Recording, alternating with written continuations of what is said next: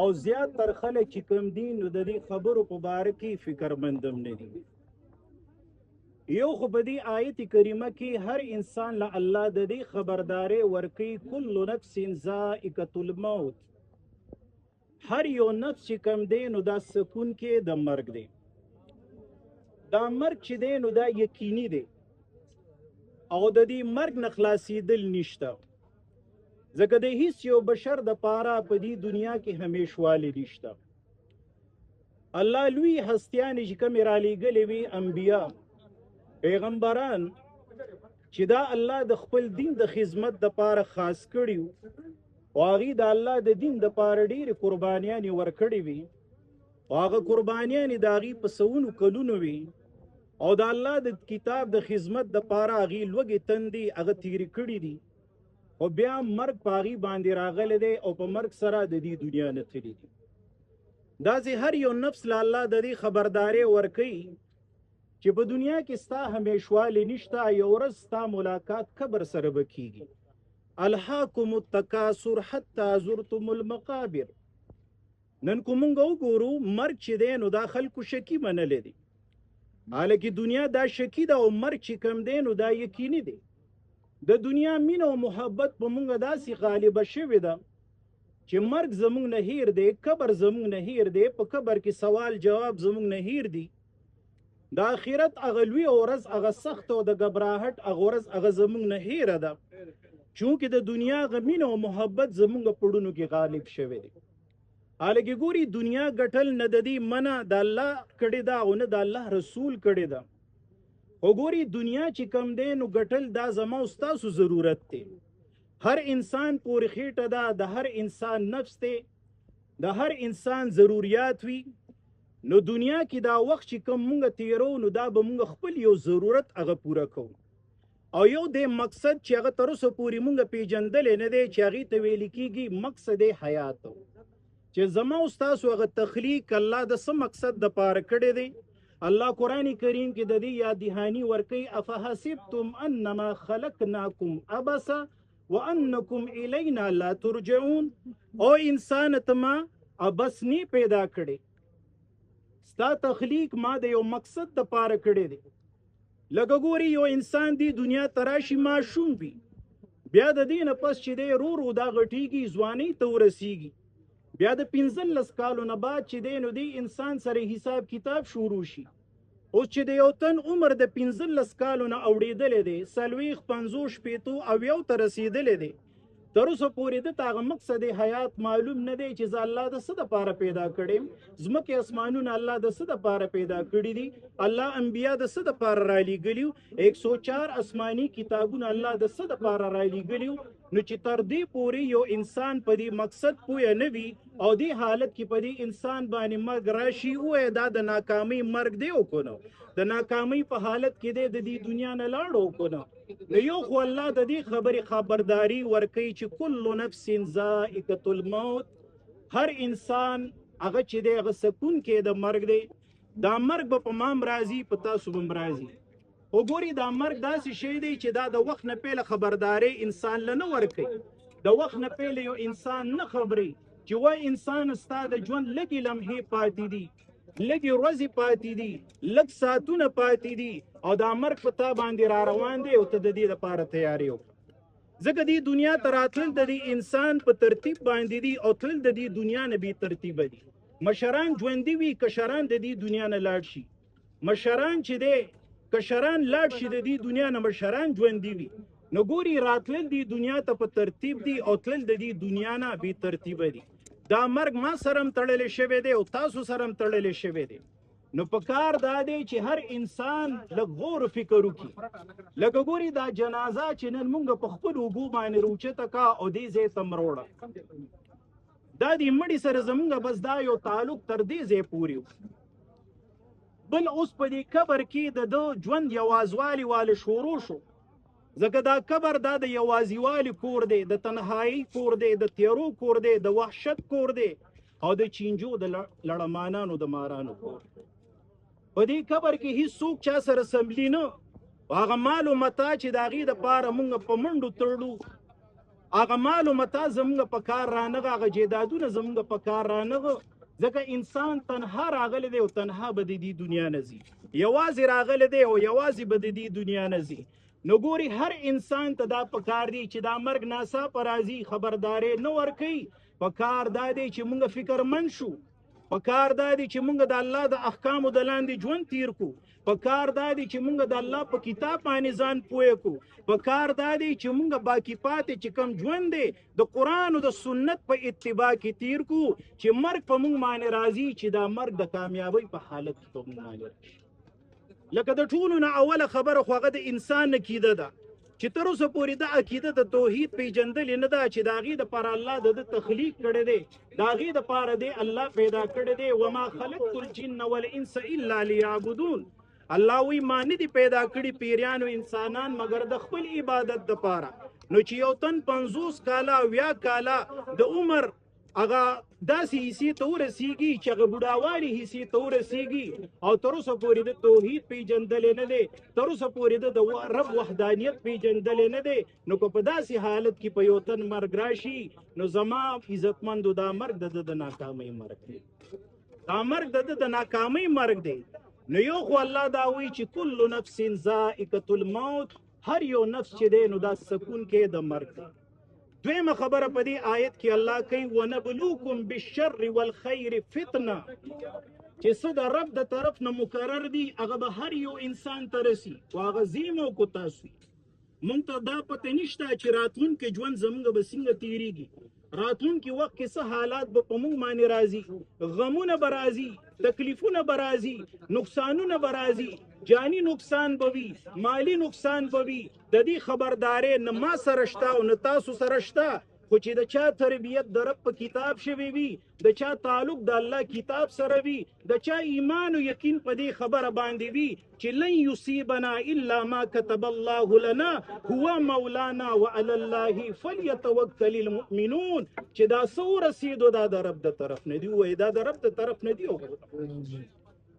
پرون زموږ شورا و مونږ ناستو، مولانا نواز صاحب الله دې د هغې عمر علم کې خیر و برکت واچوي، د دې کشر ورور دی، خو ګورې هغه ته دا پته نه وه چې یاره زما د ورور بس اخري ګډۍ دي او دا وفات کړي، هېچا ته د دې په باره کې پته دی.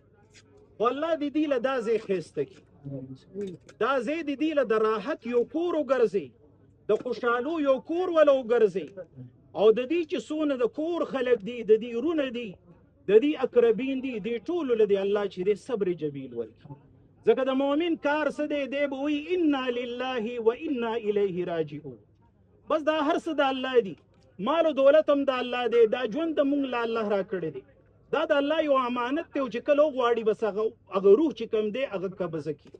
ځکه د مرګ نه تېښته نشته، لکه چې ما څنګه تاسو ته وویلې، الله وایي اینما تکونوا یدرککم الموت ولو کنتم فی بروج مشیدة، او انسان ته د مرګ نه تېښته نشي کولی چې چرته هم ته لاړ شي او ځان د فولادو د کنکریټ په کلاګانو کې مرابند کړي چې هلته الله ستا روح د قبض کېدو وخت مقرر کړی دی، هلته به هم الله ستا روح قبض.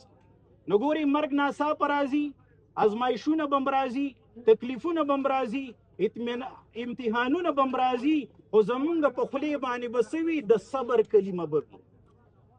د قرآن والو د ایمان والو نښه دا ده چې هر قسمه حالات راشي، ډیر غم راشي، ډیر تکلیف راشي، لکه ګوري غم د پیغمبر علیه السلام د جدایي څونه لوی غمو په صحابو چې کم تیر شوی، هغه غم څونه لوی غمو چې عمر رضی الله تعالی عنه توره راویستله، او چې د چا د خولې نه ما دا خبره واورېدله چې نبی علیه السلام وفات شوی دی، زه به د هغه نه سر قلم کړم.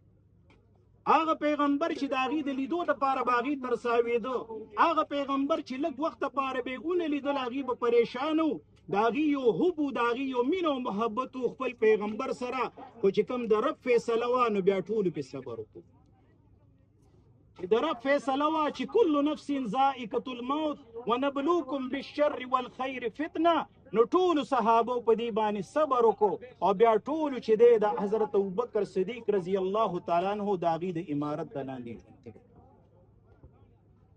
دا د ایمان والو هغه نښې دي. او درېیمه خبره الله په دې آیت کې کوي وإلینا ترجعون، او انسان ستا واپسی ما ته ده، ته به ما ته واپس کیږي. یعنی یو ورځ د حساب کتاب را روانه ده. دا مرحلې ما تم پرتی دي او تاسو تم پرتی دي. ډیر سخت حالات دي. نن خو مونږ دې خبرو نه غافل یو. نن خو د دې خبرو په باره کې مونږ فکرمند نه یو.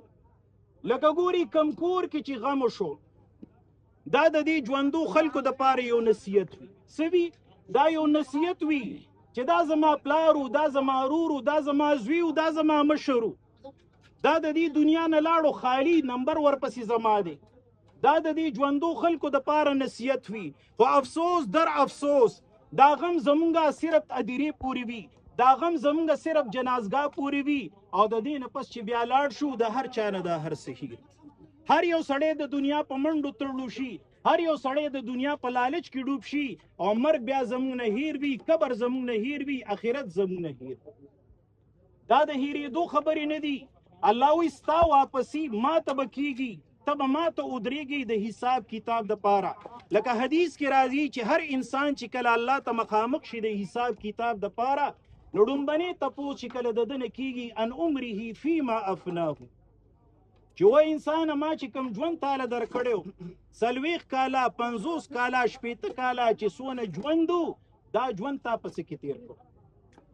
دویم تپوس به د دې انسان نه کېږي ان شبابه فیما ابلاه، تاله ما ښکلې ځواني درکړې وه، دا ځواني تا پسې کې لګولې وه، دا ځواني ستا پسې کې لګېدلې وه. لکه ګوري هر انسان چې دی نو د ده په غاړه کې الله د ده نیکیم زوړنده کړې ده او بدیم زوړنده کړې. د دې حساب به زم ورکوم او تاسو به هم ورکوئ. وکل انسان الزمناه طائره فی عنقه ونخرج له یوم القیامة کتابا یلقاه منشورا اقرأ کتابک کفی بنفسک اليوم علیک حسیبا. الله وی د هر انسان د ده په سټ کې د ده په غاړه کې د ده نیکبختیم ده او بدبختیم ده، د ده نیکیم ده او بدیم ده. لکه پښتانه وي هلکه خپل ګریوان کې وګوره چې ته څنګه تا ته خپل ځان معلوم دی وکړم. الله وی او انسان تاسو خپل ګریوانونو کې وګورئ، ستا نیکی او ستا بدی ما ستا دی غاړې ته ځوړنده کړې ده.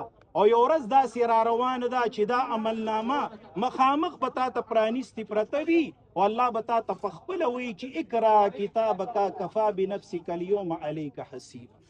چې و انسان راشه دا حساب کتاب ځان سره پخپله وکړه.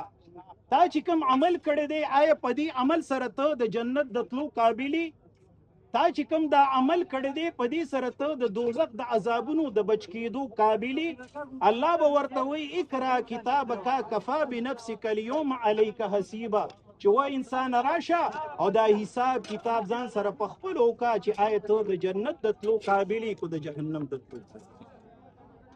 نو ګوري یو تپوس به د انسان نه دا کوي چې ځواني مې دله درکړې وه، دا ځواني تا پسې کې تېره کړې وه. یو تپوس به د انسان نه د دې کوي چې دا مال دې په کومه طریقه ګټلو، په کومو کومو ځایونو دې لګولو. نن خو صرف مونږ مالونه ګټو او دې ته خوشحال یو چې دونه شوې او دونه شوې، خو کله م ځان سره محاسبه کړې نه ده، کله م ځان سره حساب کړی نه دی چې آیا د دې مال د حاصلېدو طریقه حلاله و کو حرامه. دا په حلاله طریقې سره مال دا مال راغو کو په حرامه طریقې سره دا مال راغو. نو ګوري دا مال چې کوم مونږ ګټو او په کومو ځایونو لګو، د دې حساب کتاب رب العالمین زما او تاسو نه اخلي. او یو تپوس به الله چې دی د خپل علم په باره کې کوي، د قرآن کریم عظیم الشان د دې کتاب په باره کې کوي چې دا عظیم الشان کتاب ما را لېږلی او ستا دې سره تعلق په ژوند کې سو. نن افسوس زمونږ تعلق صرف د خولې دی، اسی په خولې ویو چې زما ایمان د الله په کتاب دی، خو چې د چا نه تپوس وکړي چې قرآن کې سورتونه څونه دي نو جواب بدله درکولی نشي. کو د چا نه تپوس وکړي چې یاره قرآن کې یو سورت چې روزانه مونځ کې 2 ځله وی د دې په معنا او په مطلب باندې پوهېږي نو جواب بدله درکولی نشي. نو افسوس در افسوس هغه کتاب چې په کتابونو کې الله ته محبوب دی، هغه کتاب چې نبی علیه السلام ته محبوب و، هغه کتاب چې صحابو ته محبوب و، چې د دې دپاره هغوی خپل جانونه مالونه قربان کړه، کلی وطن یې پرېغوستلو، د الله رسول مکه پرېغوستله، بیت الله یې پرېغوستلو، د الله کتاب یې پرېغوستلو، د الله مکه پرې غوستله، بیت الله پرې غوستل، خو د الله کتاب پرې نه غوستلو.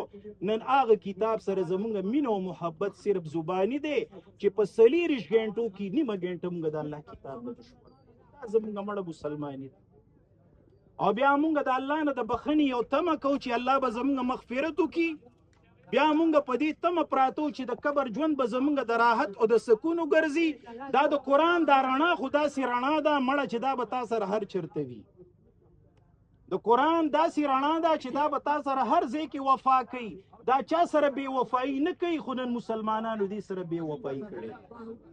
نن هسې د خولې د ایمان دعوی دي، خو د رب کتاب سره تعلق د کم خلکو دی. کم خلک د رب کتاب منونکي دي، اکثریت خلک نامنونکي دي. نو مونږ دا وایو او خلکو د رب د کتاب منونکي جوړ شي د زړه نه، د څه نه؟ د زړه د صدق نه د الله کتاب ومنئ چې دا د الله محبوب کتاب دی. ځکه به دې سره زه مینه کوم. دا زما پیغمبر ته محبوب دی، له قربانیانې ورکړي دي، زه به دې سره مینه ساتم. دې کې چې کوم اوامر نواهی رب العالمین بیان کړي دي، دا اوامر به منم او د دې اوامرو د لاندې چې دی ژوند به تیروم.